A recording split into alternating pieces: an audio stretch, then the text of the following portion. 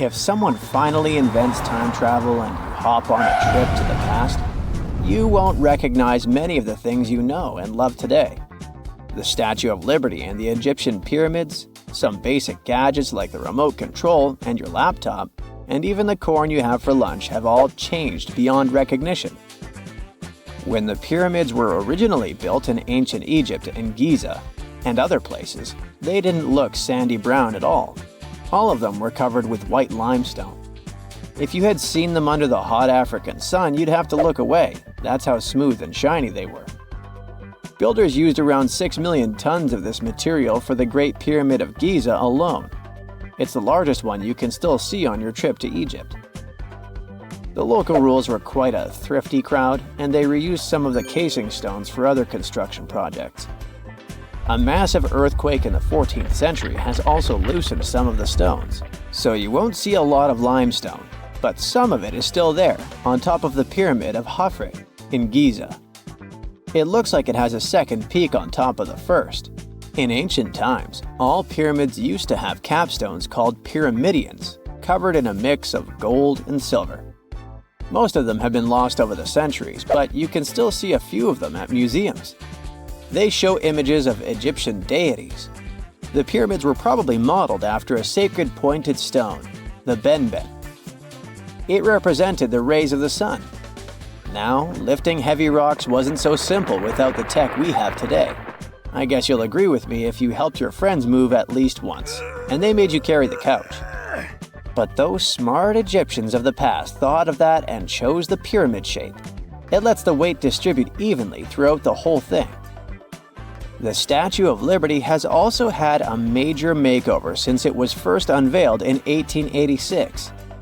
Believe it or not, it used to be a shiny brown color, just like a penny. 20 years later, it changed its color to green. It wasn't a fashion statement, but a chemical reaction. The statue is covered with hundreds of thin copper sheets. When copper reacts with air, it naturally forms a protective layer called verdigris. This layer protects what's under it from corrosion, and that's why statues and other things made of copper, brass, and bronze can last so long. When Lady Liberty first turned green, people in authority decided it would be a good idea to paint it all over. It was way before social media, so you couldn't just drop an angry comment under the post describing the idea. But they wrote about it in the local newspapers, and the public didn't love the idea. Then the Times interviewed a copper and bronze manufacturer, and he confirmed they shouldn't repaint it, because removing the protective layer would mean destroying the statue. Over the years, people have suggested painting Lady Liberty several times, but no one has ever done it. I don't know about you, but I can't imagine that lady in any other color, so I guess it's for the better. You love bananas as much as I do? Next time you enjoy a juicy soft one, remember you gotta thank selective breeding for that texture. The original wild bananas had many large, hard seeds and not so much delicious pulp. And hey, who doesn't like a sugary watermelon? It has a history of over 5,000 years, and it used to have bitter, yellowish white flesh and was really tricky to open. Selective breeding saved the day again, and watermelons got way sweeter. Japanese scientists went further and invented the seedless version. Corn's grandmother is a Mexican grass called teosinte. The kernels in this grass were small and hard to get. Farmers from many thousands of years ago saved the seeds only of those plants that were larger or tastier, or with kernels that were easier to grind. Thanks, my friends, for giving us the corn that's edible and even delicious. And just imagine, wild avocados were so small that they could easily fit in the palm of your hand. The pit in them was so large you wouldn't find much edible material inside. They also had a much harder shell than the ones we're used to. You probably wouldn't get a lot of work done without your beloved computer today, but I can't tell you exactly whom to thank for this invention. The ABC from 1942 is one of the contendants for the title of the first computer. It's short for the Atanasoff Berry computer, named after its inventors at Iowa State University. The ABC weighed over 700 pounds. Yep, yours must be way lighter than that.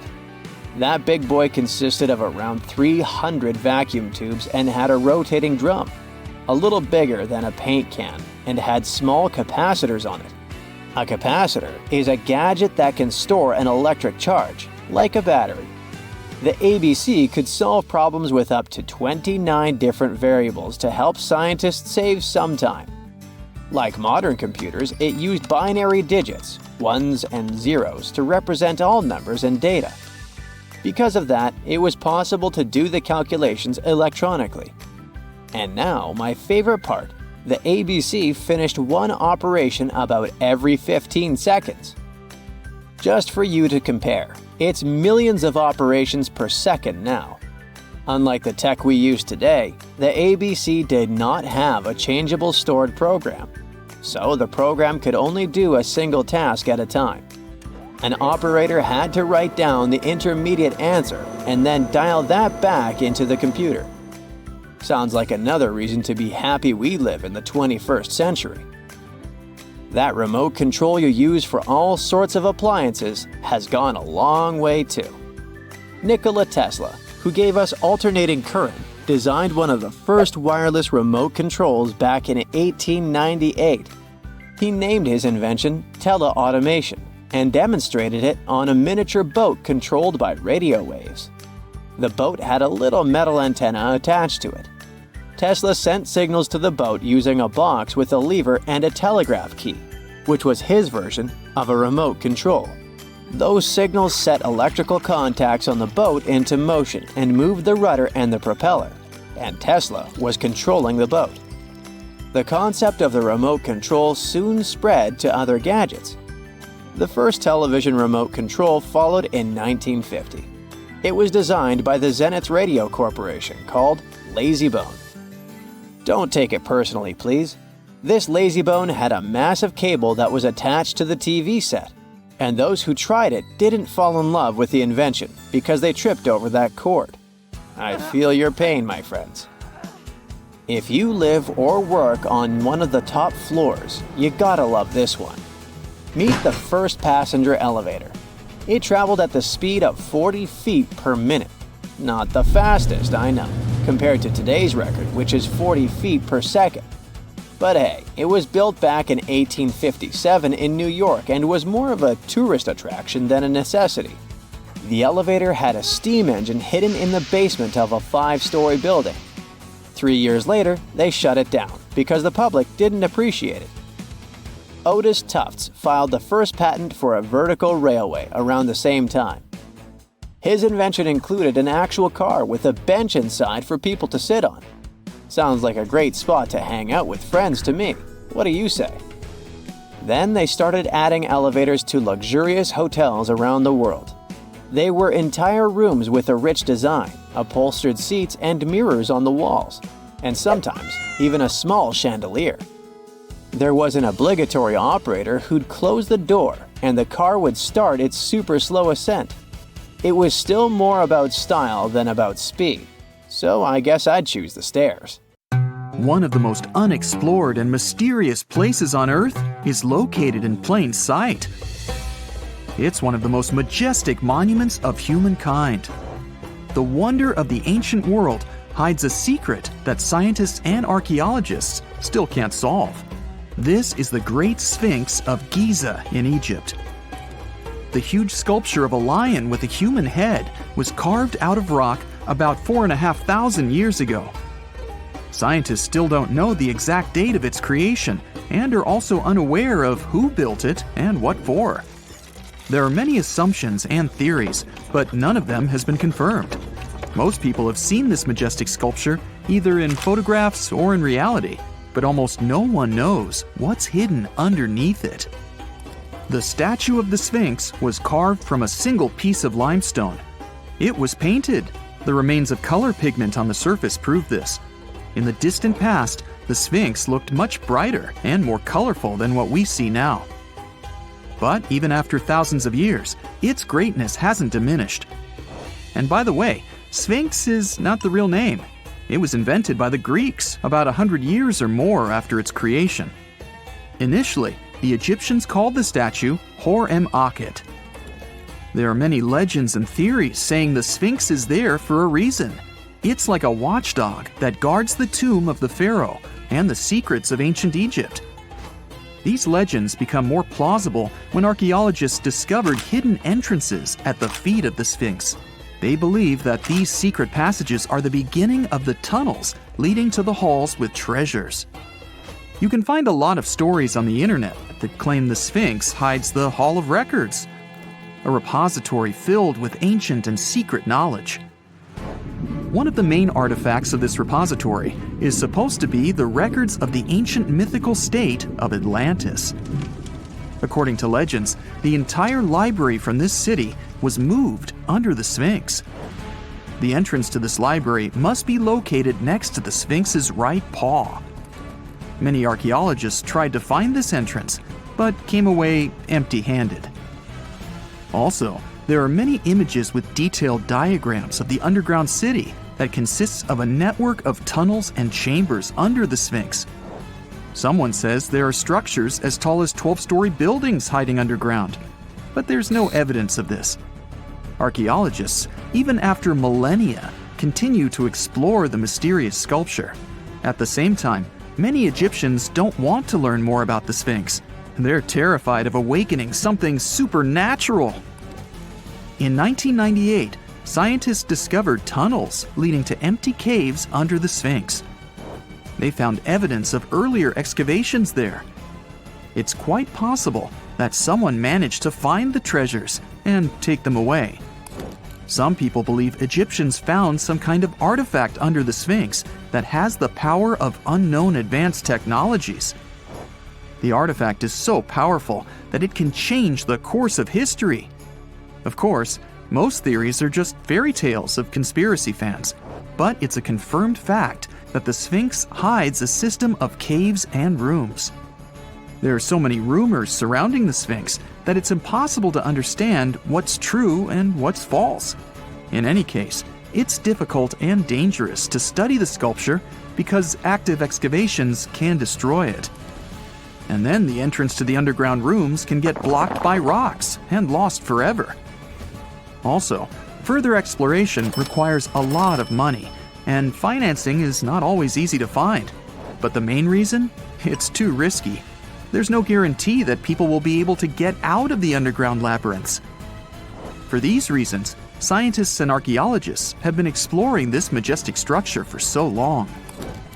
Another famous architectural monument with a secret is Mount Rushmore in South Dakota. Everyone admires the images of the U.S. presidents' faces carved into the rock, but few people know that there's a secret room hidden behind the head of Abraham Lincoln.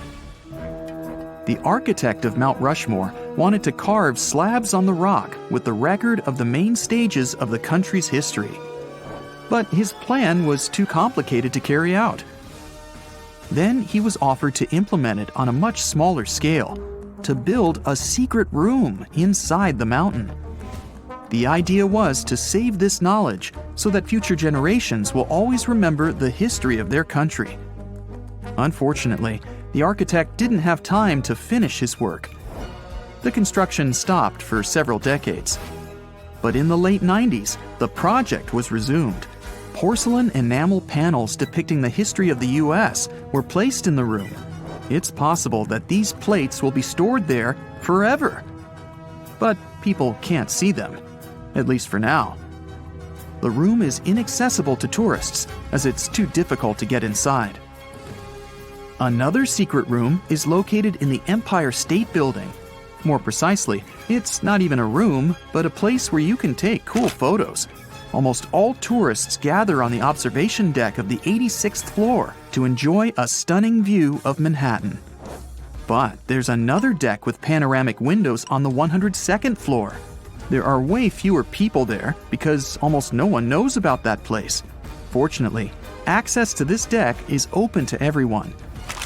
You probably won't have to wait in line for a long time to take a photo. You'll feel special because you're in such a secret place where there are almost no people. But The coolest place is even higher, on the 103rd floor. This is a spacious observation deck where celebrities get their photographs taken. It's not a public place, but if you know the right people, you can get there. There are almost no security measures on the site. Only a low ledge between you and an abyss. That's why crowds of people are forbidden from coming here. It's not so easy to get there, and you're unlikely to succeed without a guide. First, you need to choose the right elevator that will take you there.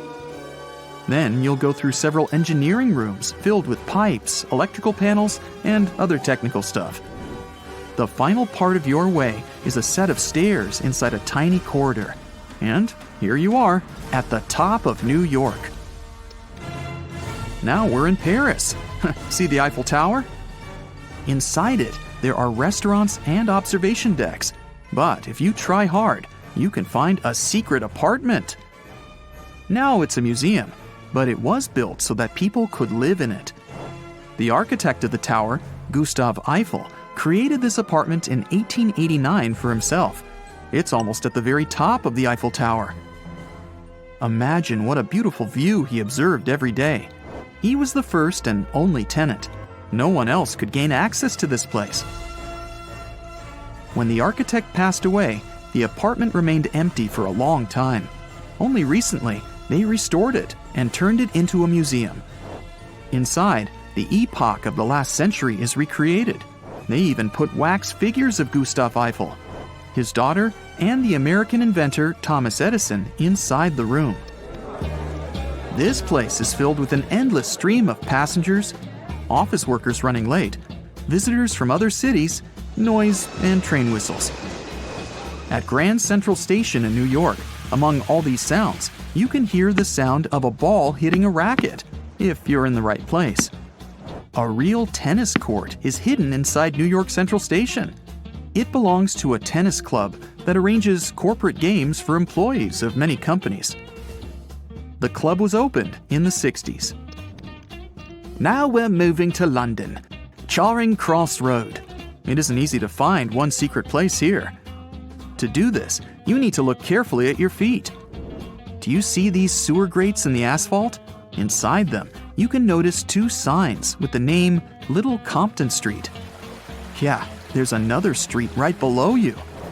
It disappeared from all maps at the end of the 19th century. Charing Cross Road was built over it. The identification signs that you see are part of old engineering tunnels. There's another interesting place in London. It's located in the southeast corner of Trafalgar Square. At first glance, it looks like a thick lamppost, but there are too many tourists walking around. You come closer and realize that one person can easily fit inside the post. The lamppost belongs not to an electrician, but to a police officer. Yeah, this is the smallest police station in the world. It was built in the 1930s and used as a watch post. Officers had to sit there one by one and watch Trafalgar Square. That always attracted a lot of pickpockets and all kinds of other criminals.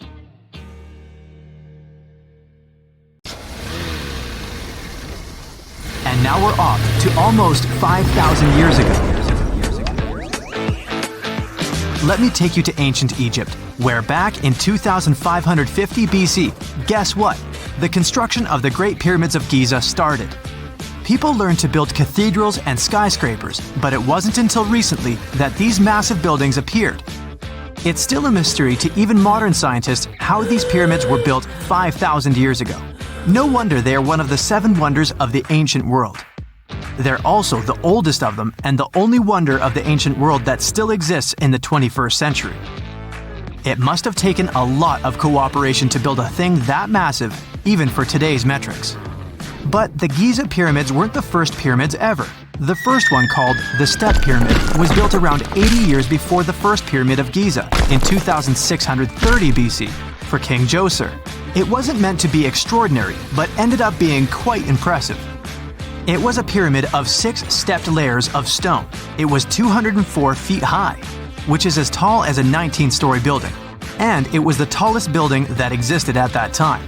It wasn't just a pyramid though, it was surrounded by a whole complex of buildings. including even courtyards.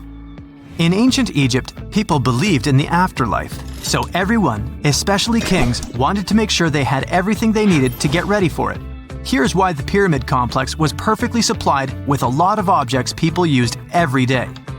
The complex included a pyramid and a kind of a palace. Those buildings had many things the king loved and might need one day, like furniture, food, and gold vessels. After Djoser, building pyramids became common practice, but many pyramids weren't finished. It would usually take about 20 years to build one, but many rulers reigned way less than that. Overall, there are more than 100 pyramids. The most famous pyramids are the Great Pyramids of Giza. The first one and the biggest one was built for Pharaoh Khufu, around 2550 BC. Initially, it was 481 feet tall, which is as tall as a 40-story building. The second pyramid was built for Khufu's son, Pharaoh Khafre, around 2520 BC. It's just a bit shorter, usually standing at 471 feet high, a 39-story building. This is the pyramid with the famous statue of the Sphinx. Sphinxes have a lion's body and a human head. They were built to guard important areas. This one has the head of Pharaoh Khafre and is guarding his pyramid, facing the sunrise. The Sphinx is most well known and is one of the world's biggest and oldest statues. Originally, it had red color and did have a nose. It's still possible to see the trace of red pigment by its ears. But no one knows exactly when the nose disappeared. For some time, the Sphinx was sort of hidden underground, being covered with sand up to its shoulders. Luckily, in the early 1800s, an adventurer with a team of 160 people dug it out. The third pyramid of Giza is the smallest one, being more than twice shorter. Originally, it was 218 feet high, about the height of a 20-story building. Built in 2490 BC, it was a pyramid for Khafre's son, Menkaure. The pyramids are designed to align with the points of the compass, and their sides symbolize the rays of the sun. But back at the time, there were no compasses. Ancient Egyptians figured out the directions themselves, and with amazing precision. To align the pyramids, they used two constellations. Originally, the pyramids were covered in smooth white limestone and had a gold-silver top to reflect the sun. Later, the white limestone was taken from the pyramids by other kings and used for other buildings. Scientists estimated that ancient Egyptians used about 2.3 million stone blocks to build the first pyramid. Each block weighed more than 1 ton. This is the weight of a rhino. Some blocks were even bigger, being almost as heavy as an elephant. 4.5 millennia ago, there was no modern equipment to help build it. There were no machines, no wheels, and even no steel. The only metal available to them was copper. Even today, scientists aren't sure how the Egyptians managed to build the pyramids. There are no records left that would shed light on it. Some even think that Egyptians wanted to keep it as their secret and didn't even record it on purpose. Many believe that poor people and foreigners built the pyramids, but it's not true. Actually, the builders were very skilled workers, and they were fed and paid well. The archaeologists claim that the builders lived in a nearby temporary city and were a highly organized community with a strong leader. Scientists say that around 20,000 people worked on each pyramid complex, and it took about 20 years to build each. It probably was a national project. The construction site was large in resources, and food and essentials were likely to be contributed from all parts of Egypt. Even with all that support, it remains unclear how people managed to cut, transport, and assemble those huge stones. One of the theories suggests the stones were most likely transported on boats down the Nile River. Then, there was a harder part. They had to be moved to the construction site. For that, they probably used wooden sleds. It wasn't very hard to pull them because the sand mixed with the right amount of water was pretty slick. And 10 people could move a sled even with a rock weighing 1 ton pretty easily. Finally, one last problem. The stones had to be lifted and put into place. Archaeologists have discovered the remains of the ramps system that dates back to when the pyramids were built. Most likely, the Egyptians designed a unique system to move and pull huge stone blocks, but no one knows what it looked like exactly. The most common opinion is that there were several ramps around the pyramid to help move the blocks. The ramp was growing with the pyramid getting higher. They suppose people were walking up the stairs, pulling the stone on the wooden sled up in the middle on the sandy ramp. But this is just one of the options. Others say that the ramps were going around the pyramid. Some say the ramps were inside the pyramid. But we'll never know for sure, and it'll forever remain a mystery, just like the ancient Egyptians wanted. Surprisingly, there's not much inside the pyramids. Most of it is just solid stone with very little open space. But let's take a quick look inside the biggest of the pyramids of Giza.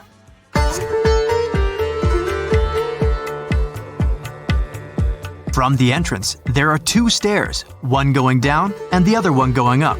The descending one takes you to a chamber located underground. That's where the pharaohs are, but not in this pyramid because Khufu wanted to stay higher. The underground room is partly unfinished. The room with Khufu's sarcophagus is called the King's Chamber. It's upstairs and then through the tall and long Grand Gallery. Below the King's Chamber, there's a room called the Queen's Chamber. There are no queens though, and no one is sure why the room is called this.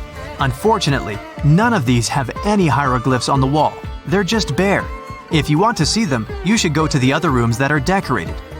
Those pieces of art are depictions of ancient Egypt's culture and daily life. The texts allow researchers to study their language and grammar. Sadly, the treasures that once were here in the pyramid are long stolen. From that room, there are several tunnels for an unknown purpose. There are many tunnels and passages inside the pyramids. There are many chambers and shafts and secret ways. Scientists have been sending little robots with cameras there for some decades already. And the robots did discover another chamber a bit upstairs with hieroglyphs on the walls. But even today, much of the pyramids is still unknown, and there's no so-called building plan of the pyramids. Egyptians did create a mystery no one can crack for 4,500 years already. Scientists recently started to X-ray the pyramid to learn what's inside it without entering it and its narrow, mysterious tunnels. There are countless doors all over the world that haven't been opened for decades, and even centuries. The question is why? It seems that nowadays you can open any door you want. The truth is that some doors were sealed for a grave reason. And so far, nobody has found out what treasures and mysteries they hide. Here are 4 doors that keep their secrets all too well. The Taj Mahal. First up, we've got the Taj Mahal in India, one of the most romantic places in the world. Shah Jahan commissioned it in 1631 and dedicated it to his third wife, who he loved like crazy. They were married for 19 years and had a whopping 14 kids together. But unfortunately, she passed away while giving birth to their last baby. Shah Jahan was heartbroken and decided to build an epic tomb to remember her by. The construction took a whopping 20 years to finish. The building has quite an interesting layout. The design is super unusual with these 4 massive 130-foot tall minarets that stand on the corners of a huge platform. They're not just there for looks. Back in the 17th century, architects were having some serious issues with buildings collapsing under their own weight. So, the chief architect of the Taj Mahal made sure to place those minarets as far away from the tomb as possible. And he even tilted them in a way so that if they did fall, they wouldn't wreck the rest of the Taj Mahal. Talk about planning ahead. The Taj Mahal is hiding some crazy secrets. There are sealed rooms all over the place that nobody is allowed to enter. And if you check out photos of the building from the riverside, you can spot 2 basements. But guess what? They're sealed up too. Nobody knows what's inside or why they've been locked up since the time of Shah Jahan. Apparently, there's a good reason why those rooms are off limits. Some researchers think that they were built using marble, which turns into a different substance called calcium carbonate if it's exposed to carbon dioxide. And when that happens, little bits of marble start chipping off like crazy. To make matters worse, there's no air flowing into these rooms. That means that if too much CO2 builds up in the basement, the 4 minarets could collapse. But wait, there's more. Some people think that the body of Shah Jahan's wife can be found in one of these sealed-up rooms in pristine condition. Why not? Who knows what the mysterious rooms might keep? The Great Sphinx of Giza. The Great Sphinx of Giza is shrouded in mystery. It's not just the largest monolith statue in the world, but it's also a hybrid creature with a woman's head and a lion's body that originates from Egyptian and Greek mythology. It's also very ancient. It's estimated to be around 4,500 years old. The construction of this marvel took about 3 years and required 100 workers who were not slaves and were treated with delicacies like sheep and goat meat. It is also thought that it used to be much more massive than it is now. Archaeologists found huge stone blocks and abandoned toolkits near the site. However, the real secrets of the Sphinx lie underground, near its paws. A group of scientists used a seismograph to detect 2 hidden chambers beneath the Sphinx's paws. Some people think that these rooms might be the legendary Hall of Records, which holds ancient scrolls revealing the secrets of the universe. I mean, that's way cooler than any library I've ever been to. Rumor has it that the Egyptians even had info on Atlantis stashed down there, which is like a super old version of a conspiracy theory. Unfortunately, we can't go on an adventure to check it out just yet. The chambers presumably have 2 entrances, but both remain sealed. The researchers haven't yet received the green light to check out their theory. Let's hope they won't keep us in suspense forever. Sri Padmanabhaswamy Temple. This temple is located in the beautiful state of Kerala in India. This temple is famous for more than just its breathtaking beauty. Underneath the temple there are 6 vaults, creatively named A, B, C, D, E, and F. The enormous iron doors to these chambers add to the mystery of what's behind them. A few years back, the authorities decided to open these vaults to the world, but it wasn't an easy task. You can't just open the doors and enter the vaults. It required a lot of work. It took them a while, but finally, in 2011, they opened 5 of the 6 chambers. And guess what they found? Tons of treasure. Bags of gold, precious gemstones, and priceless diamond jewelry. The estimated worth of everything found in the vaults is a whopping $1 trillion. It's like the temple was the real-life inspiration for Aladdin's Cave of Wonders. But wait, I said 5 of the 6. What happened to the last one? Vault B has remained closed, but not for lack of trying.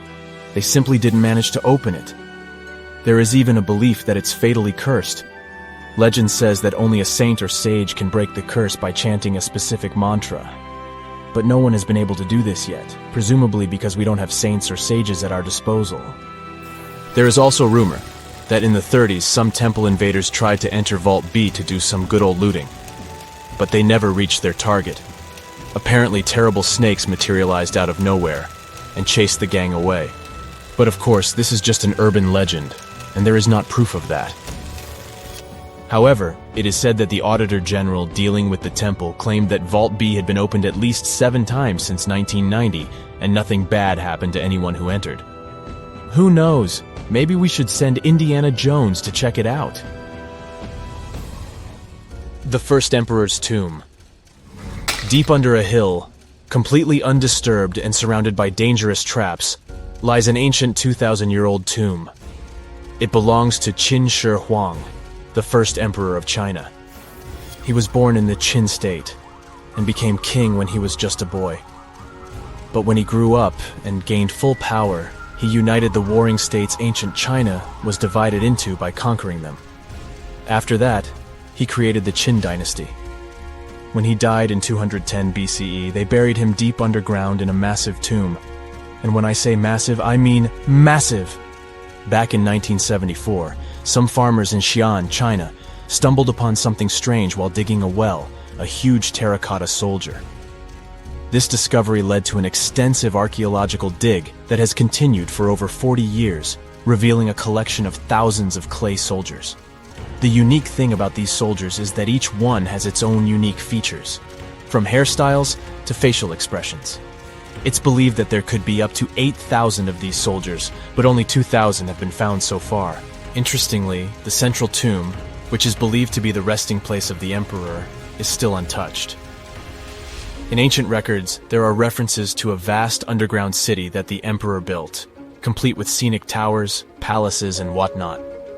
Sima Qian, a Han Dynasty historian, wrote that the tomb was adorned with treasures and had space for hundreds of officials, but the lack of technology to properly examine the site is what's holding things up. Qin Shi Huang was surrounded by liquid mercury in his tomb, with 2 of the streams representing the major rivers of China, Yellow River and Yangtze. The ancient Chinese believed that mercury could provide immortality, but it could have also caused the emperor's death since he regularly took mercury pills to prolong his life. The dangerous levels of mercury contamination in the soil near the tomb are the main reason why scientists are reluctant to explore it. It could be very dangerous both for people and for the environment. Now, if I had to choose which door to open, I'd probably go for the one that doesn't lead to a tomb surrounded by poisonous mercury. Call me crazy, but I'd like to avoid any potential health hazards.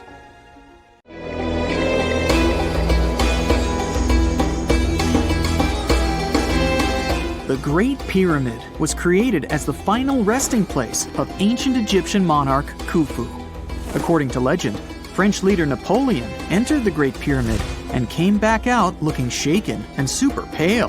He never revealed what he saw inside, but whatever it was is said to have affected him for the rest of his life. When Napoleon entered the pyramid, he would have walked through a super tight and ascending passageway. He'd then go through another passageway, known as the Great Chamber. This corridor would have been much taller than the previous one, and would have cobbles too. He'd then reach the King's Chamber, the centerpiece of the Great Pyramid, which was lined with huge blocks of granite. But it wouldn't have looked as grand as we might imagine.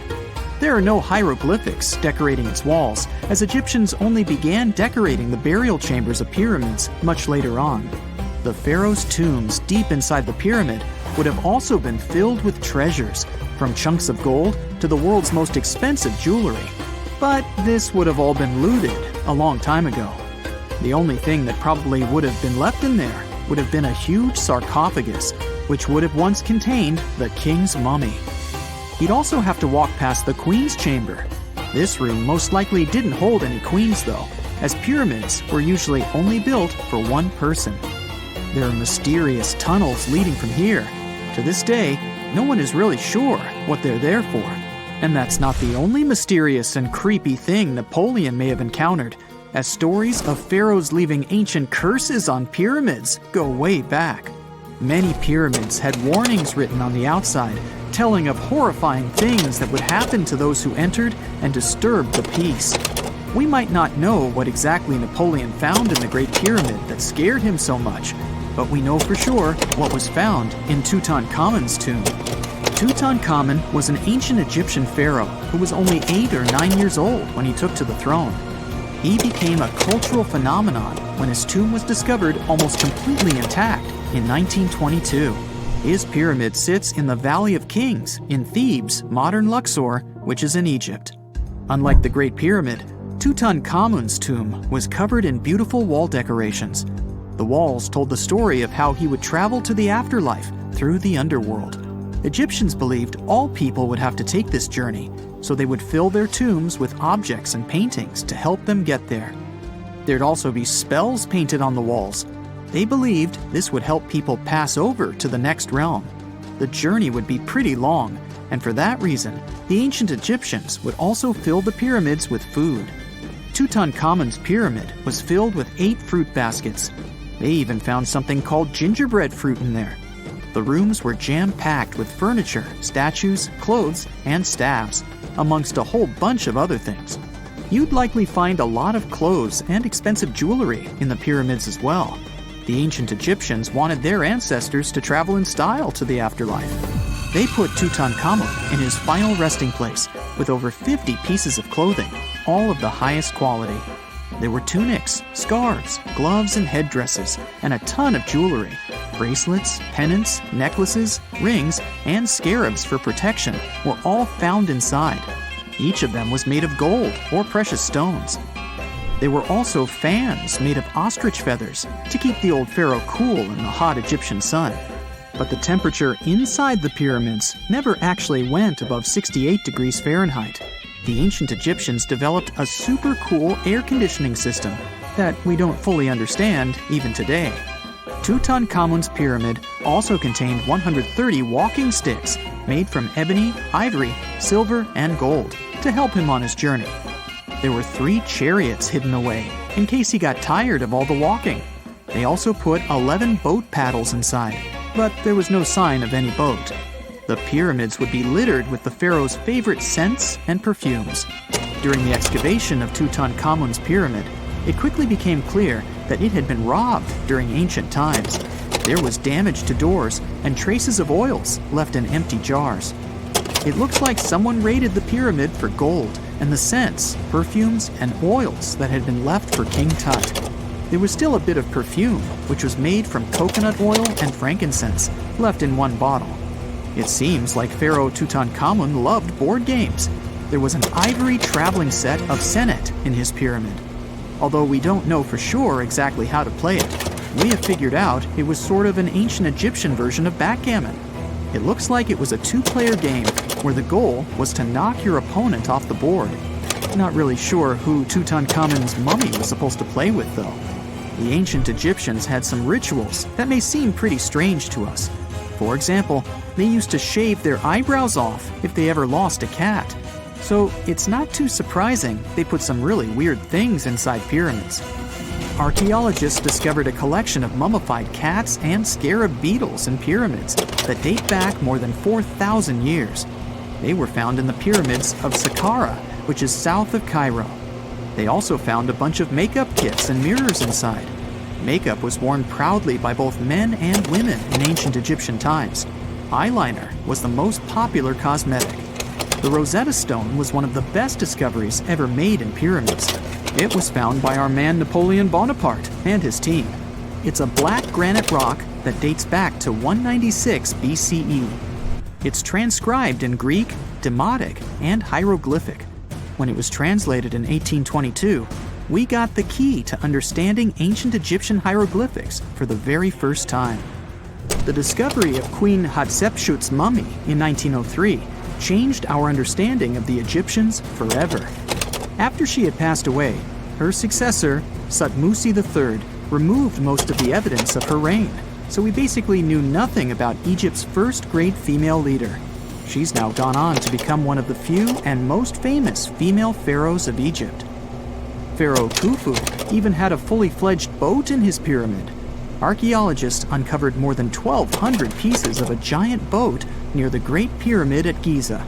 They reassembled the boat, and it's a whopping 144 feet long. It's most likely a solar boat, which was designed to carry the resurrected king with the deity Ra. Fun fact, the Pyramid of Giza is the last remaining of the 7 wonders of the ancient world. The other 6 are the Hanging Gardens, the Colossus, the Temple of Artemis, the Mausoleum, the Lighthouse, and the Statue of Zeus. This pyramid was also the world's tallest man-made structure for 3,800 years, and it's the biggest pyramid in Egypt. It took a staggering 2.3 million blocks of limestone, and some weighed as much as 80 tons. It took an incredible 100,000 laborers and a whopping 23 years to build. Its original height was a mega 480 feet. In 2017, archaeologists discovered something weird about Egypt's Great Pyramid. There's a hidden void that's at least 100 feet long, and no one really knows why it's there or what's actually inside it. The weird void is the first inner structure discovered within the 4,500-year-old pyramid since the 1800s. Scientists used cosmic rays to detect the massive hole, but are still no closer today to finding out what's inside. The ancient Egyptians took a lot of care building the pyramids, and everything was strategically placed and structurally sound, so it's super unlikely that this hole is due to blocks falling over time. Loads of pyramids also contain small model figurines called ushabti. These represented attendants. They believed they would come to life to serve the pharaohs in the afterlife. But it's amazing that all this stuff actually fit inside. There isn't actually a huge amount of space inside the structures. It's mostly just rock. Whenever you hear about ancient ruins, you almost never picture them being suspended somewhere, or just randomly hanging on the branch of a tree, right? In fact, for most of the ancient artifacts we have exposed in museums all over the world, archaeologists did quite an impressive amount of digging. You see, buildings have this funny way of fading away over time if not properly taken care of. Sometimes we need to reuse some building materials, so an older construction may be sacrificed in the process. Other times, houses are abandoned, and once they are exposed to the elements on the surface, like rain or sunlight, they don't really stand a chance. Some just simply crumble away due to good old erosion. So the only way a piece of architecture can survive the test of time is if it's somehow gotten buried deep down. Now, how did they end up buried in the first place? Well, it's quite the comedy of errors. Ancient cities had a habit of gradually raising their ground level like a kid adding toppings to their ice cream sundae. You see, these settlements were always busy collecting food and building materials to keep up with their ever-growing population. But hey, who has time to deal with waste and rubbish? It wasn't exactly high on their to-do list back in the day. So when it came to building new houses, ancient civilizations found it much easier to save their sweat and tears by piling up the rubble and constructing right on top. But that's not all. Rivers would also occasionally flood and deposit a layer of sediment on the city floors, further encapsulating those ancient constructions. And in those dry regions like the desert, where the wind likes to show off its sand and dust dance moves, you can bet it was a constant struggle to keep the establishments clean. One hilarious example is the Sphinx, which had its head buried in sand until a group of archaeologists unearthed it in 1817. Some ancient towns eventually got covered up because they were completely abandoned. With less human activity to control their expansion, plant seeds couldn't resist the opportunity and sprouted all over the place. They gobbled up carbon dioxide from the air and grew, adding more and more bulk to the ground. Those cheeky roots even decided to stabilize the soil made from decaying plant matter, creating layers upon layers of earthy goodness. It's like the ultimate DIY project Mother Nature embarked on, with plants as her loyal helpers. The act of digging into the secrets of ancient civilizations is not just about unearthing a lost world. It's also an epic quest to reveal the hidden treasures beneath layers of history. But how do archaeologists know where to dig in the first place? If everything is covered in layers upon layers of sediments, debris, and plant roots, they must have some sort of system they rely on before embarking on a new project, right? For starters, they're not always the ones suggesting an archaeological dig in a certain location. Let me explain. Let's say you're a contractor and you want to build a new fancy apartment complex in your city. Some local legislations have certain requirements before your project can start, though. For instance, before anyone starts building on a piece of land, they might need to bring in specialists to check the soil. These clever folks can be archaeologists, geologists, or paleontologists, and they need to keep an eye on things during development. If any artifacts or ecofacts, fancy word for organic remnants, are discovered, these experts swoop in to excavate and study them. But what about sites that have nothing to do with bulldozers and yellow hats? Archaeologists have more than one trick up their sleeves when it comes to locating ancient hotspots. They dive deep into historic records with a healthy dose of detective work. By sniffing out old documents and maps, they can piece together the puzzle of human activity in a specific area. If a site has been visited before, it's even better. Finding records of past excavations or historical accounts can give archaeologists lots of information on where to continue their treasure hunt. Before archaeologists start swinging their shovels, they engage in a bit of a visual scan mission. Armed with a grid system, they'll stroll around the site, keeping their eyes peeled for any artifacts that might be hiding just beneath the Earth's upper layer. From groundstone tools to historic glass and even ancient garbage dumps, yes, they're also valuable. These keen-eyed explorers can spot signs of human activity faster than most people. If they stumble upon midden soil, fancy term for a garbage dump, they know for sure that humans once called this place home. Archaeologists don't just rely on their trusty shovels, though. They have an arsenal of gadgets to aid in their search for hidden wonders. Geophysical tools are like their secret weapons. Take the resistivity meter, for example. This clever contraption measures the electrical component of the soil and any buried features or artifacts.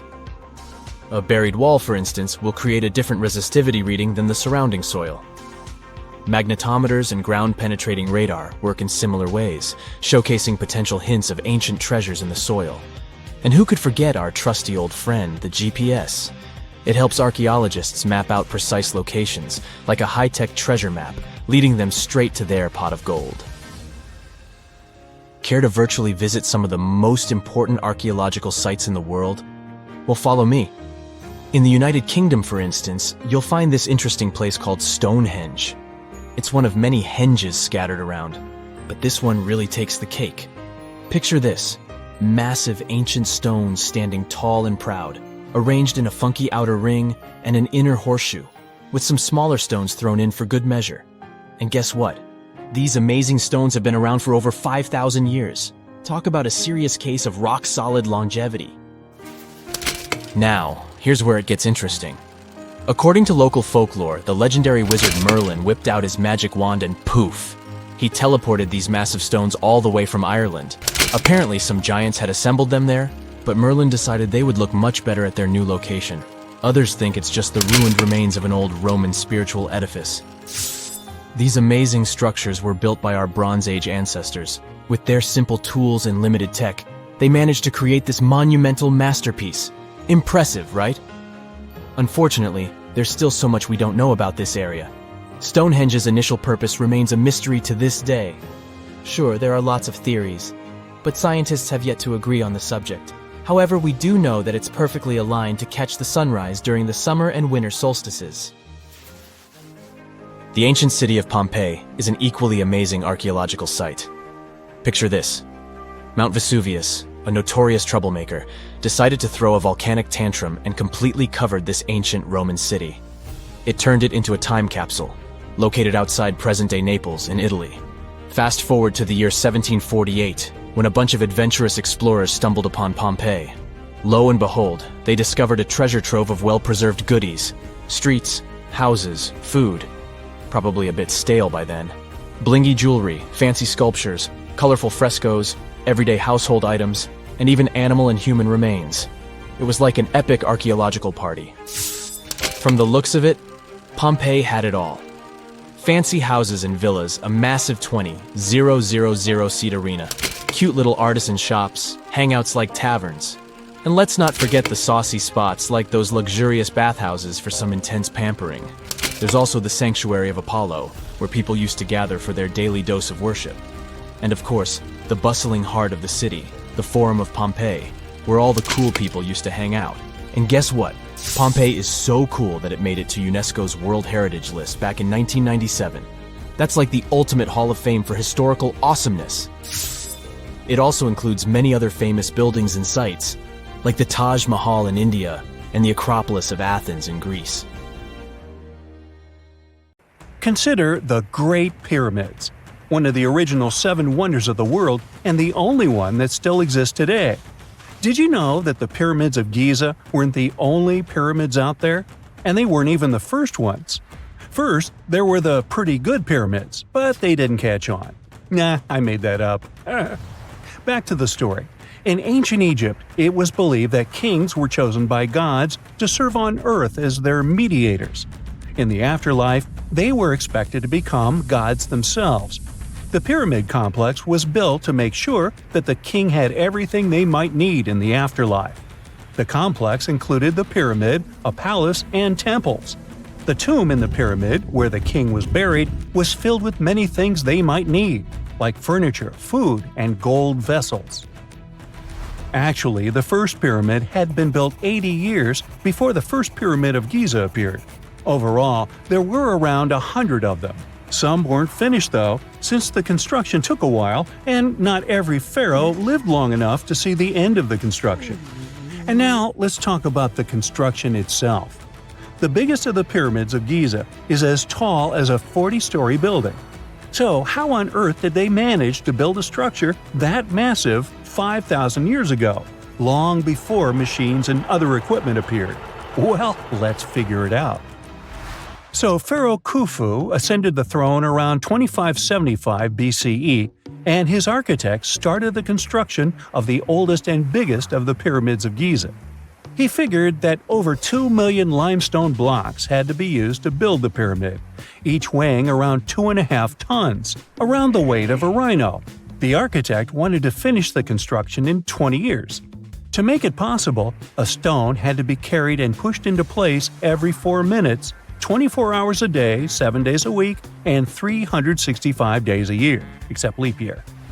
So obviously, a lot of workers were needed to make it happen. Many believe that it was enslaved people who worked at the pyramid's construction site, but that's not true. Workers came from all over Egypt to contribute to the project. All in all, around 25,000 of them. The Egyptians were doing all kinds of work, starting with manual labor and crafting tools to administrative work. They all worked around 10 hours a day. They were housed and well fed, and they were overall living a more comfortable life than an average Egyptian could afford at that time. Supposedly, the builders lived in a nearby temporary city and were a highly organized community with a strong leader. The pyramids seem to be designed to align with the points on a compass, and their sides symbolized the rays of the sun. But back at that time, there were no compasses. Ancient Egyptians figured out the directions themselves and with amazing precision. To align the pyramids, they used two constellations. The construction site was arranged on the west bank of the Nile River. This also had a symbolic meaning. Just like the sun sets in the west, life sets in the west as well. The second pyramid of Giza was for Khufu's son, Pharaoh Khafre. It's a bit smaller, but this one has the famous noseless statue of the Sphinx. Of course, originally it had a nose. I would tell you what happened to it, but it's still a mystery, and no one knows for sure. Sphinxes have the body of a lion and the head of a human. They were considered guardians of important areas. This famous Sphinx, also pronounced Sphinx, has the head of Pharaoh Khafre and is guarding his pyramid, facing the sunrise. The Sphinx is one of the biggest and oldest statues in the world. Originally, it not only had a nose, but was also painted. Scientists have discovered traces of the red color of its face. So, most likely, the Sphinx was painted red. There are also remains of yellow and blue color on its body. The statue definitely wasn't boring. Till around 1800, the Sphinx was buried up to its shoulders until an adventurer with a team of 160 men dug it out. But let's get back to the construction. The workers, of course, needed stone blocks. There were two main places where people could get these stones. One source was close to the construction site, but that fossil-lined yellow stone was only suitable for the pyramid's interior. The limestone blocks for the exterior were hauled from 8 miles away on 30-foot-long sleds. Apparently, it wasn't too hard to pull them. The sand mixed with the right amount of water was pretty slick, and 10 people could move a sled even with a rock weighing so much. Surprisingly, cutting off a block of limestone wasn't the biggest problem. When in the ground, it was soft and could be split relatively easy. But after getting exposed to the air, limestone hardens. So the most difficult part was to shape the blocks. That step was crucial because the smallest inaccuracies could lead to the whole pyramid collapsing. So, okay, those limestones were mined, carried on a sled, shaped, and then what? How could they be put into place? Well, this is still a mystery. Archaeologists have discovered the remains of a ramp system that dates back around the time the pyramids were being built. So historians have come to the consensus that, most likely, the Egyptians designed a unique ramp system to move and pull huge stone blocks. The most common opinion is that there were several ramps around the pyramid. There probably was a central ramp with 2 staircases on each side of it built over the pyramid stones. The ramp was growing as the pyramid was getting higher. People might have been walking up the stairs, pulling up stones on wooden sleds. But this is just one of the options. Other experts say that the ramps were around the pyramid, and some say that the ramps were inside the pyramid. Maybe we will never know for sure, and it'll forever remain a mystery. The exterior limestone of the pyramid was polished with sand and stone until it gleamed. On top, there was a gold and silver capstone, which glimmered over Egypt like a second sun. So, that's how it was 5,000 years ago. Now, about the interior. Surprisingly, there's not much inside the pyramid. Most of it is just solid stone with very little open space. But let's take a quick look inside. From the entrance, there are 2 stairways, one going down and the other going up. They take us to the chambers. There are 3 of them inside. Now, why is that? Apparently, throughout the whole construction, a burial chamber had to be prepared at all times, just in case a pharaoh kicked the bucket before the construction ended. So, separate chambers were built one after another as the construction progressed. The last of them was the main one. It's called the King's Chamber. It's the one where Khufu was resting. It's the biggest room at the very heart of the pyramid, and there's a big passageway leading to it. It was likely used as a kind of elevator to move granite up to build the interior. Granite was also used to make 5 stories of support beams to ensure that the pyramid didn't collapse. And we can see that it worked since it's been standing for centuries. Unfortunately, none of these chambers have hieroglyphs on the walls. If you want to see the writings, you should go to the decorated tombs near the pyramids. Those pieces of art are depiction of ancient Egypt's culture and daily life. The texts allow researchers to study their language and grammar. The treasures that once were in the pyramids have been taken by people. There are also many secret tunnels and passages inside the pyramids, but even today, no one knows the whole plan of the interior. Scientists have been sending little robots with cameras inside for many years, but there's still a lot we don't know about the pyramids. Now they're trying to use an X-ray to scan the pyramids from the outside, without going inside. So yeah, ancient Egyptians did create a mystery no one has been able to crack for 5,000 years already. If there's a question that still baffles archaeologists to this day, it's this one. How did the ancient Egyptians build those magnificent pyramids? As far as we know today, their resources were quite limited, especially in terms of tools and building materials. We still don't have a fully satisfying answer, but hey, we've got some pretty amazing theories worth considering. The leading contender among these theories involves the clever Egyptians employing a sneaky strategy. Now picture this. They constructed a slanted and curving mound made of bricks, earth, and sand encircling the pyramid to be. As the pyramid grew taller and taller, they simply increased the height and length of this wacky structure. It's like they were playing an ancient game of Jenga. Now, how did they get those massive stone blocks up there? Well, according to the legendary ancient Greek historian Herodotus, they used sleds, rollers, and levers. It sounds like they turned construction into a supersized game of tug-of-war. And guess what? Herodotus also claimed that the Great Pyramid, the one from Giza, the granddaddy of them all, took a whopping 20 years to build. There's more. Herodotus also dropped a mind-boggling number on us. 100,000 men were supposedly involved in this pyramid extravaganza. Did they hire the entire Egyptian population? Well, it might not be as far-fetched as it sounds. These men were probably mostly farmers, so they probably focused on the pyramids when there wasn't much work to be done in the fields. Like during the flood season of the Nile River. Obviously, specialists in the archaeological community had something to add to this theory. By the late 20th century, they discovered some evidence that suggests the workforce might have been smaller and more permanent than previously thought. Instead of a massive army of 100,000 pyramid builders, they proposed that a modest crew of around 20,000 workers, accompanied by support personnel like bakers, physicians, and even spiritual leaders, could have gotten the job done. There was also this theory that claimed that the pyramids were actually built from the top downward. It suggested that these colossal structures were nothing more than isolated hills used as quarries. The stones were supposedly drawn from these hills, and over time, competing engineers took charge and transformed them into the iconic pyramids we know today. Now, before you dismiss this theory as a wild fantasy, some folks thought it wasn't completely crazy. After all, there are instances where isolated hills exist, so maybe this theory had a tiny glimmer of truth. Whether it involved ramp building or ingenious work schedules, one thing is clear. Those pyramids have definitely left their mark on history and on our imaginations. Now, speaking of ancient Egyptian mysteries, there's this gigantic unfinished obelisk sitting in ancient Egypt, and scientists are trying to figure out how it was shaped. Now, some people suggest that our industrious ancestors used handheld pounders to get the job done. One expert has a different take on the matter, though.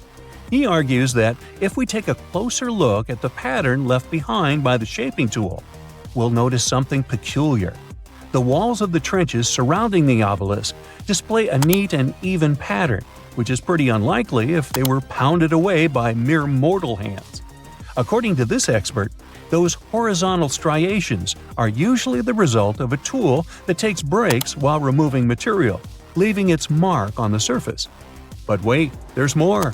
Imagine the tool being rocked back and forth against the trench walls, clearing away the waste to keep the trench from narrowing. Well, in that case, the tool might have left some funky horizontal striations where it was pressed against the sidewall. This sounds like some fancy technology at play, don't you think? And guess what? The dynastic Egyptians probably didn't have access to that kind of know-how. Another famous Egyptologist from way back also uncovered a bunch of core drills during his adventures. Although the actual drill bits are missing, his collection houses these particular core remnants made of limestone, alabaster, and even granite. These constructions aren't the only amazing thing the ancient Egyptians left behind, though. As it turns out, the Egyptians were the genius minds behind the creation of the handheld mirror. Yeah, that little mirror you use every day to check yourself out. But here's the twist. These mirrors are like pieces of art. They were decorated with inscriptions and figures. But that's not all. The Egyptians had a serious concern with their appearance. They knew the importance of personal hygiene and looking fabulous. So, in their quest for pearly whites, they invented toothbrushes and toothpaste. Dental problems were pretty common back then, and their smiles weren't exactly all white. Dentistry wasn't their strongest suit, you see. Maybe their minds were distracted by all that pyramid building. So that doesn't mean those ancient toothpaste recipes weren't amazing. One delightful concoction included rock salt, mint, dried iris petals, and pepper. Some brave dentists in the 21st century tried it out, and it worked pretty well. Ground-up ash was also used in another recipe to create a tooth cleansing paste. Mint was missing, so that didn't do much for their breath. That's when the genius Egyptians came up with the world's first breath mints. They made tablets from heated spices like cinnamon, and they mixed it with honey. Now, let's shift gears to home decor, Egyptian style. They surely took ornamentation to the next level. While the concept of decorating furniture started in Mesopotamia, the Egyptians cranked it up a notch. They went all out with different colors of ink and even developed various weights of paper. Oh, and let's not forget about those cute little area rugs we all have in our homes today. Guess who came up with the idea? Yep, the Egyptians. They used the versatile papyrus plant to make those cozy rugs. And speaking of trends, the Egyptians loved their knickknacks. They had an assortment of small figurines in the shapes of cats, dogs, and people. These statues were made from various materials, like simple sun-dried mud to the ultimate bling of gold. It all depended on how loaded you were. The Egyptians were also all about farming, and they knew that clean water was crucial for their crops and animals. That's why they came up with some nifty inventions and techniques to make sure their land was fertile and their plants were happy. First off, they had the genius idea of using ox-drawn plows. They had two types of plows, heavy and light. The heavy plow would strut its stuff, cutting deep furrows in the soil, while the lighter plow followed behind, fluffing up the earth. But they didn't stop there. After plowing, the Egyptians would break up clumps of soil and sow the rows with seeds. To give those seeds a good old squish into the furrows, they'd march their livestock across the field, effectively closing up the furrows. But hey, all that hard work would be pointless if their seeds were as dry as the Sahara. That's where irrigation comes into play. The Egyptians were so good at it that other cultures, like the Greeks and Romans, couldn't help but copy their techniques. Now let's switch gears and talk about the marvelous architecture of ancient Egypt. These folks weren't just skilled farmers, they were also architectural maestros. They built these fancy canals to carry water to farms and villages, and boy, did they know how to make those canals look pretty. Just imagine strolling along a canal lined with ornate structures. The pharaoh Ramesses the Great was quite the overachiever when it came to construction. One of his mind-blowing creations was the construction located at Abu Simbel. This building was designed so that twice a year, the sun would shine directly into it and illuminate the statues of Ramesses. And let's not forget about the corbelled arch. Without this architectural gem, we'd be missing out on some mind-boggling structures like the Great Pyramid. The Egyptians knew how to make things stand tall and proud, thanks to their engineering and construction wizardry. They built grand halls and inner sanctums that make your jaw drop. And some of these temples doubled as astronomical observatories. Imagine working 7 days a week on a large-scale construction site. You, along with thousands of others, carry millions of stone blocks and put them on top of each other according to a complex system. You work without modern construction equipment. You have no air conditioning or constant access to water. It's so hot outside that you can fry eggs on the road. You've been building the pyramid for decades, and now, when it's finally done, you enjoy the result of the colossal work of thousands of people. You're looking at a giant cultural monument of global value that will freeze in time and amaze people for tens of thousands of years. A few thousand years have passed. People in the 21st century see the pyramids and are like, wow, I can't believe humans have built this. Yeah, the people who built the pyramids wouldn't have appreciated such a theory. But actually, there are reasons to believe that people built it using some fantastic technology. From the outside, it seems the Great Pyramids are just big triangles of stone. People just put some heavy blocks on top of each other, and that's it. In fact, the design seems too perfect to be true. The pyramid consists of more than 2 million blocks. They lay so close to each other and are so even that you couldn't squeeze even a thin sheet of paper between them. Scientists still can't figure out the exact technology for building the Egyptian pyramids. One of the biggest and most famous is the Great Pyramid of Giza. This huge construction, well known all over the world, has one big secret. There should be a capstone on top of the pyramid. It's a triangular-shaped stone block, a small pyramid on top of a huge one. It's also called a pyramidion. The builders of ancient Egypt made it out of granite and limestone and covered it with gold. No records or old drawings prove that there was a pyramidion at the top of the Great Pyramid of Giza. But there's another ancient Egyptian structure with such a triangle, the Red Pyramid. It was built before the Great One, and its capstone has survived to this day. Archaeologists have found and reconstructed it. But where could the capstone of the Great Pyramid be? It's a mystery that still has no answer. Some are sure that some thieves have stolen it from the top. Maybe they just climbed up and pushed the pyramidion down. It makes perfect sense. The capstone was probably the most valuable element of the pyramid. Many scientists and archaeologists still don't know its exact purpose. Some believe that this peak covered with gold glorified the pharaohs. The capstone reflected moonlight at night and illuminated the entire space around it. During the day, the capstone reflected sunlight with its shiny surface. You could have noticed it from afar. The top of the pyramid was a kind of guiding star for lost travelers. All other stone blocks of the pyramid consist of limestone. People polished them to make them look shiny. In the past, they were even glowing and reflected light.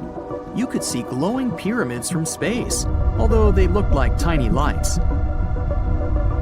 Over thousands of years, winds, sandstorms, and rains have changed the pyramid's appearance.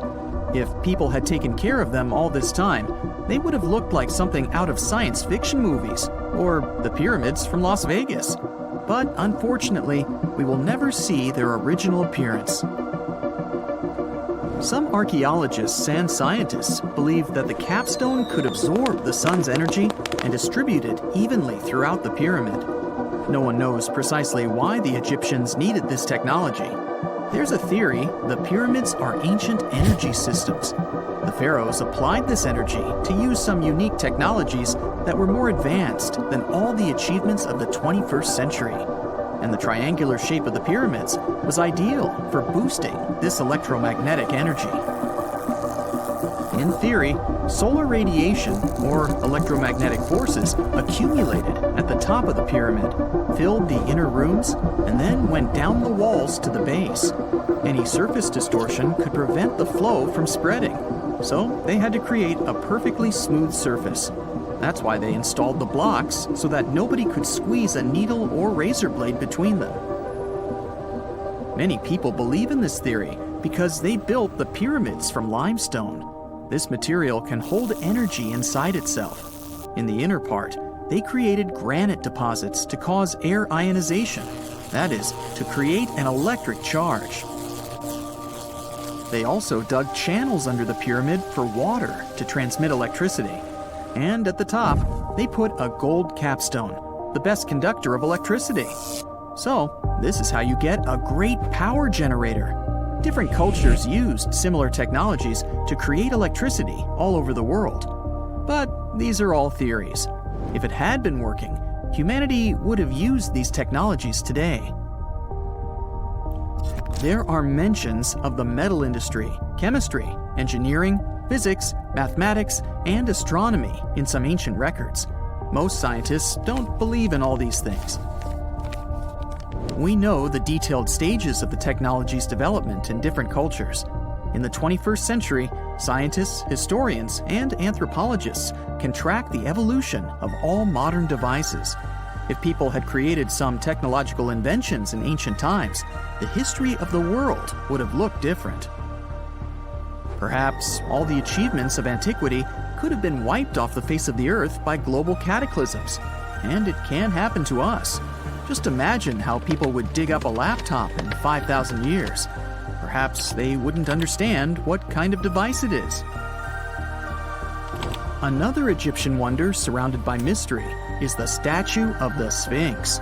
The Egyptians carved it out of a single massive piece of limestone about 4.5 thousand years ago. But scientists still don't know the exact date of its construction or who built it. People painted the Sphinx in different colors, so it looked much brighter and more vivid in the distant past. It was shining just like the Great Pyramids. Anyway, time hasn't only changed its appearance, but its name too. Initially, the Egyptians called it Horemheb. The Greeks renamed it the Sphinx about a few hundred years after it had been built.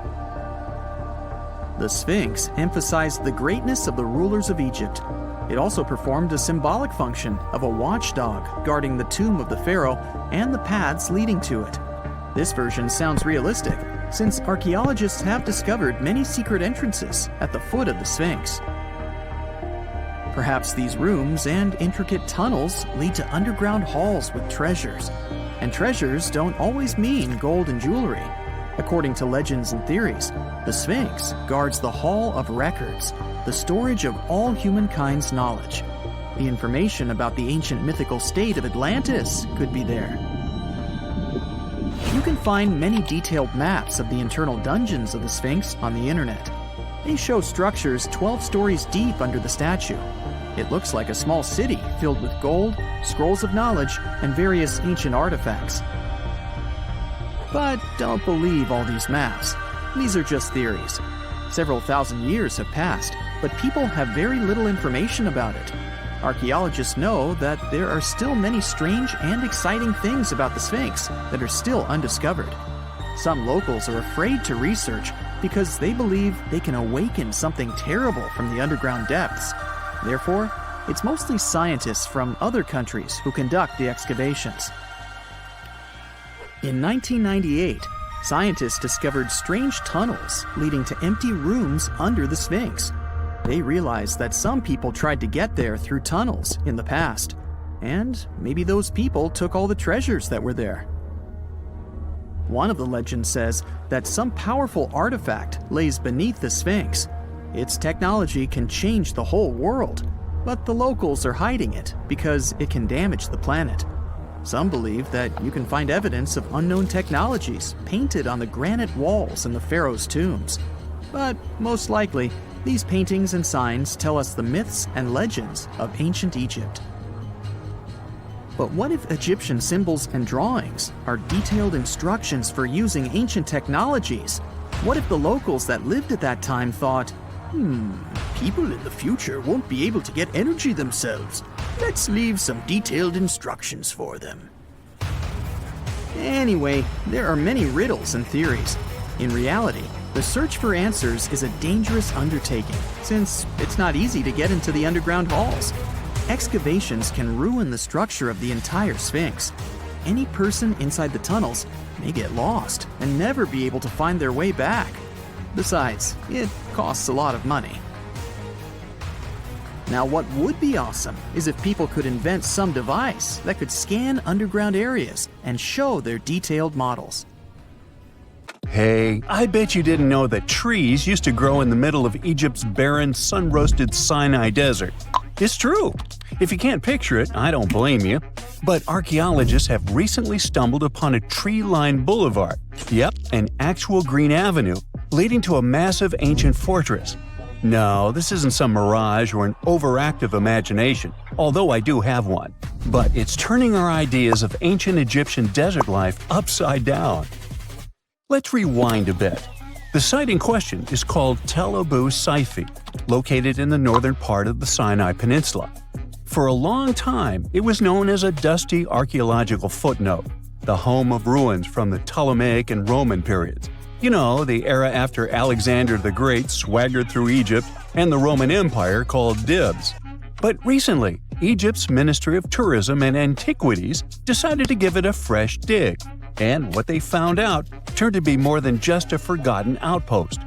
We're talking about a full-on military fortress with defensive trenches, paved roads, lime kilns, barracks for soldiers, and even room for their families. A whole bunch of living quarters right in the middle of a desert doesn't feel very homey until you remember our star, the unexpected Green Avenue. This road was over 300 feet long and 36 feet wide, as long as an American football field, paved with limestone slabs and lined with more than 500 clay planting pits. These weren't for show. They held actual trees, creating a shaded tree-line entrance straight to the fortress. Imagine walking through that, the sun blazing overhead, and suddenly, blessed shade. Ooh. Now, that's not just a grand entrance, that's an ancient red carpet, or maybe a green one. But this wasn't about curb appeal. The existence of hundreds of trees in a desert landscape over 2,000 years ago tells us something big. You see, the Ptolemaic Egyptians weren't simply good at building monuments. They were also masters of water management. In a place where rainfall is rarer than a selfie with a pharaoh, they somehow found a way to grow rows of trees. Now, let that sink in. To irrigate that many trees in a desert, they must have had a sophisticated irrigation or water transport system, something capable of moving and distributing water efficiently in this harsh climate. Maybe they channeled groundwater, or maybe they captured seasonal rain, or maybe ancient sprinkler systems. Okay, maybe not that fancy. But still, it's clear they were ahead of their time. Here's the thing, we already know the Egyptians mastered water control. They harnessed the Nile with ditches and canals to feed distant fields. So irrigation wasn't exactly a mystery to them. They had the skills and the knowledge. And sure, scientists still debate what the Sinai climate was like 2,000 years ago. But many believe it may have once been greener. After all, take one look at those dramatic mountains and rocky landscapes, shaped and sculpted as if by brute force of ancient rivers. And it's hard not to think that water once played a bigger role out there. Plus, archaeologists have found tons of evidence showing that Ptolemaic Egyptians cultivated fruits, vines, and trees on a large scale. In other words, growing a forest in a desert might feel wild to us, but to them, it was just another Tuesday. And now, this Green Avenue is making archaeologists wonder, what if similar irrigation systems were used elsewhere, say for transporting the enormous stones used to build the pyramids? There's already a theory that ancient rivers or human-made canals helped move those stones. And the Tel Abu Saifi discovery? Well, it might just be the missing puzzle piece. This isn't just a dream. Back then, rivers were like highways, power grids, and cargo trains of the ancient world, all rolled into one. Egyptians used them for everything – irrigating crops, trading goods, powering industry, and even mobilizing for war. If you were doing something important, odds are it involved a river. But wait, it gets even better. Excavations revealed deep defensive trenches, like ancient moats, dug more than 6 feet deep around the fortress. Those weren't just muddy ditches. They were part of an elaborate defense system designed to be filled or bridged to control access. Think of it as ancient Egypt's version of a retractable security gate, minus the hydraulics. And while the trenches were keeping intruders out, life inside the fortress was bustling. Remember how we said archaeologists had found military housing units? It turns out soldiers might have lived there with their families. So this wasn't just a barracks, it was a thriving community, with meals, routines, kids playing, and probably a whole lot of ancient gossip flying around the dinner table. In addition to all the military stuff, researchers found 4 massive lime kilns used to produce quicklime, an essential ingredient for making construction mortar. These kilns are a big deal because they suggest that during the later Roman period, Tel Abu-Saifi turned into an industrial hub. It was like the Home Depot of ancient Egypt, churning out materials to build and repair buildings. But here's where the plot thickens. Underneath all of this, beneath the roads, the trenches, the kilns, archaeologists found the corners of an even older structure, a mystery building. Could it be the remains of a third, much older fortress? Or an ancient cemetery or lost city? Nobody knows yet, but one thing's clear: this story isn't over. Honestly, this might be the coolest archaeological cliffhanger of the decade. So, what does this all mean?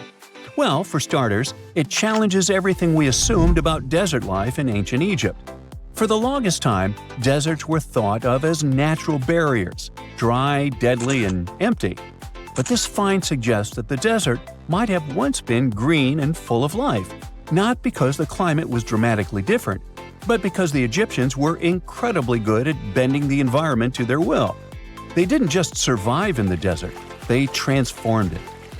It also adds fuel to the fire in the age-old debate about ancient Egyptian tech.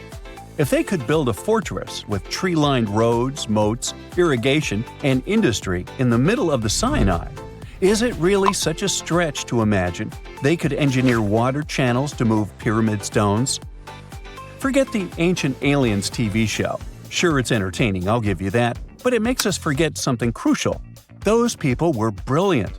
A lot of what we call modern technology is recycled ancient ingenuity. And who knows how much knowledge we've lost over time. Meanwhile, the dig continues. Scientists are now mapping the entire Tel Abu-Saifi site, trying to piece together how all the structures connect. Some want to analyze soil samples to find traces of old tree roots and maybe even figure out what kinds of trees once grew there. Imagine if they were date palms. We might be looking at the world's oldest snack lane. You already know that the implications of the discoveries don't stop with history books, right? This kind of discovery has modern relevance too. Our world is going through a lot of change, with crazy weather and huge heat waves. So maybe we should be asking, what can we learn from ancient civilizations that once made the desert bloom?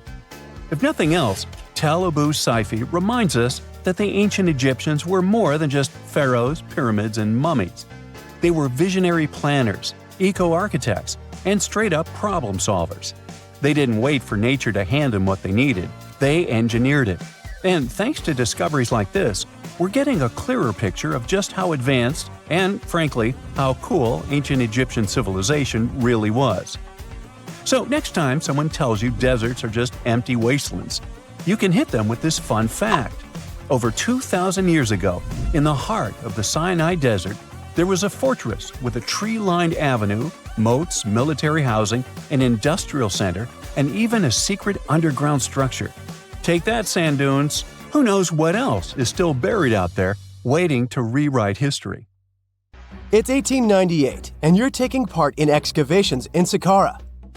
This place, not far away from Cairo, is full of ancient tombs and pyramids.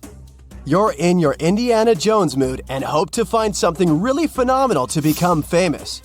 Gold, manuscripts, treasure maps, mummies of famous pharaohs. Wait, a wooden bird?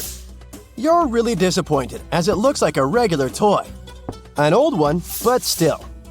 Little do you know that years later, someone would propose that your bird was actually an ancient monoplane. So the artifact, nicknamed the Saqqara bird, is made of a sycamore tree.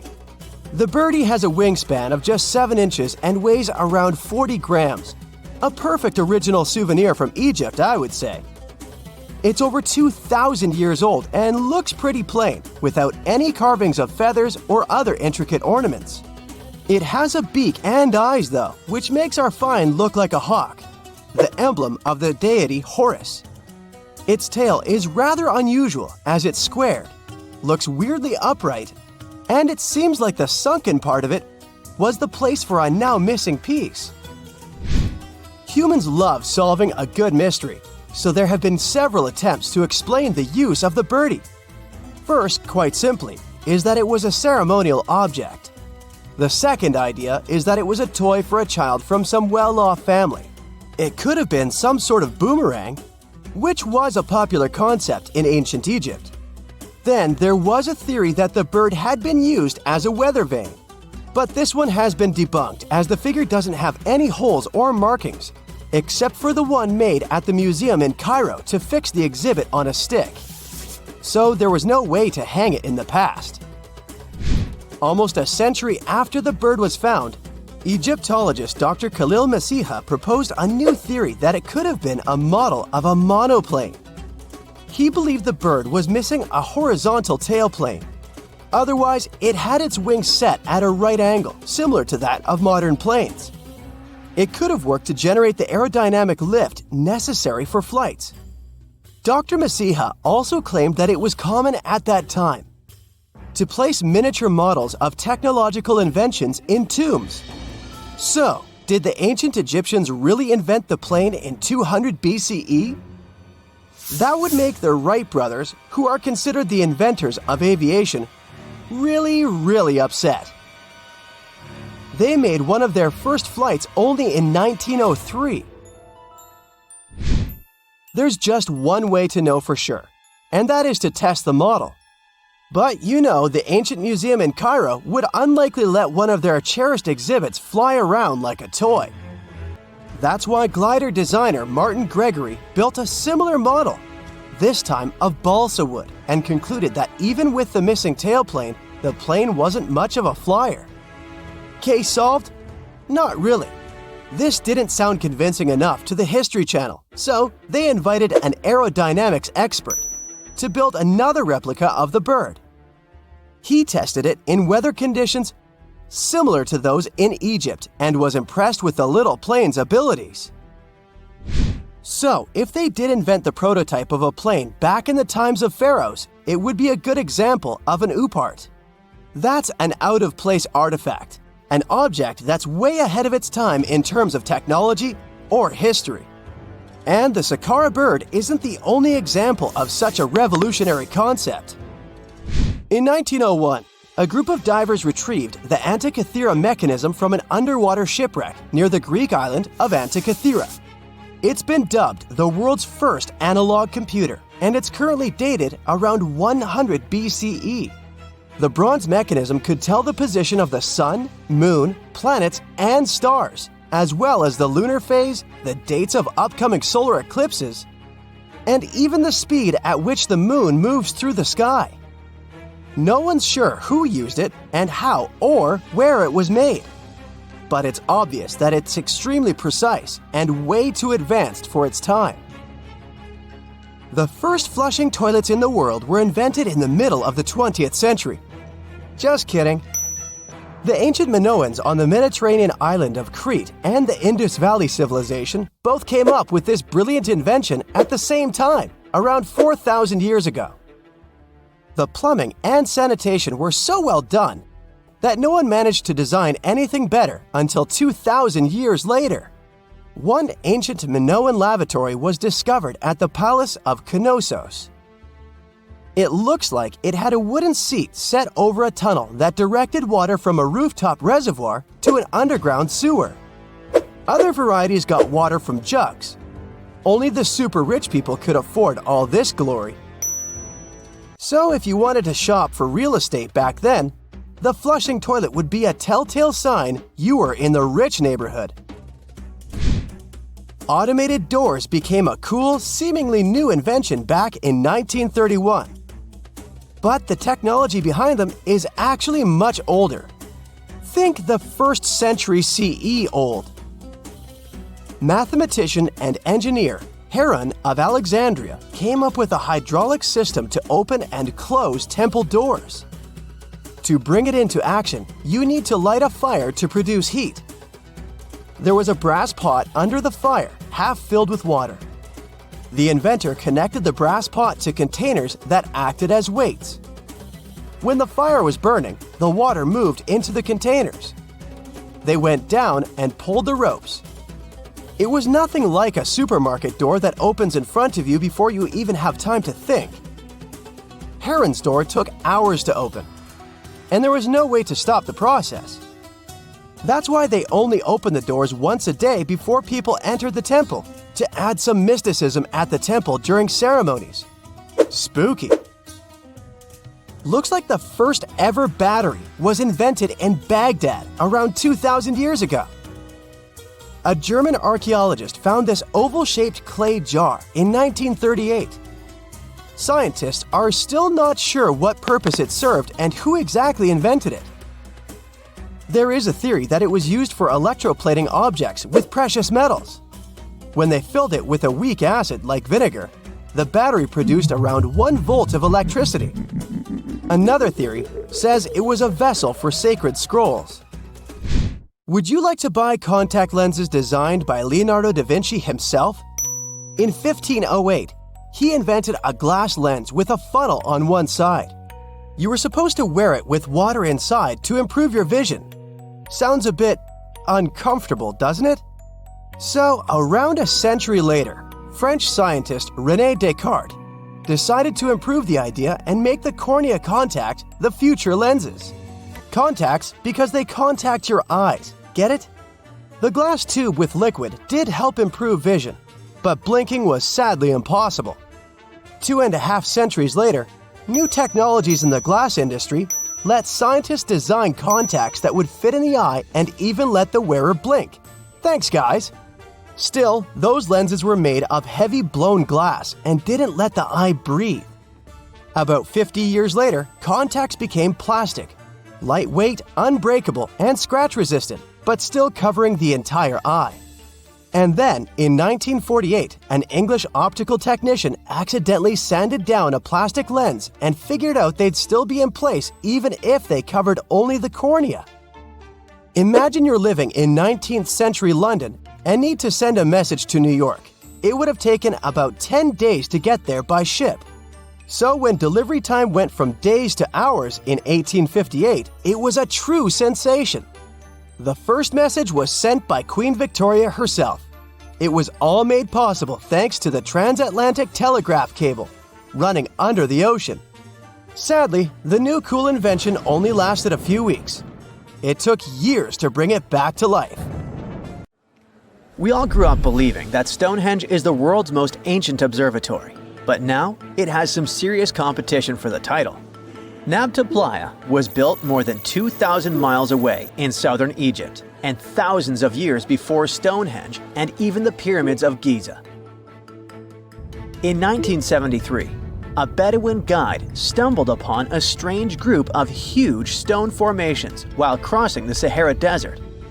He led American archaeologist Fred Wendorf to the site, located about 60 miles from the Nile. Wendorf's friend and colleague claims the team found the stones while stopping for a bathroom break in the desert. Either way, what they found changed history. At first, Wendorf thought the stone structures were just natural formations, but then it hit him. This area was once a lake, meaning no natural rocks should even be there. He kept coming back to the site for decades, and by the early 1990s, his team finally uncovered a circle of stones that seemed to line up with the stars in a way no one could explain. After 7 long years of trying to crack the mystery of the site, Wendorf reached out to an expert in archaeoastronomy. They study how ancient people used the stars. One evening, while the expert sat in the cool desert sand staring at the stones, he realized that they formed a pattern radiating outward from a massive burial mound. One by one, as they dug into the sediment, the buried megaliths started lining up like spokes on a wheel. The team had already used radiocarbon dating to test samples from fire hearths and tamarisk wood roofing found inside the stone circle. Nabta Playa had dozens of standing stones, all a few feet tall. Some of them lined up exactly with the sunrise on special days, and others matched up with bright stars in the sky. Inside the big circle, there were 6 special stones that may have been used for rituals or marking important times of the year. Around them, 29 standing stones might have worked like a simple calendar to help people know when it was time for something important. like the summer solstice, the longest day of the year. When the sun rose in just the right spot, it was a sign that the rainy season was coming. The stone circle once aligned with the brightest stars in the northern sky: Arcturus, Sirius, and Alpha Centauri. Some stones even pointed to the constellation Orion. By tracing Arcturus's movement across the sky, they figured out that it matched perfectly with the circle around 4800 BCE. That means it was the oldest astronomical site ever discovered. And the people of Nabta Playa may have been watching the stars thousands of years before telescopes were even invented. It looks like it had a huge meaning for people living and traveling through the desert. Over 10,000 years ago, the long, cold, and dry ice age that lasted for tens of thousands of years was finally fading away. Northern Africa got massive monsoons and rains that filled up seasonal lakes.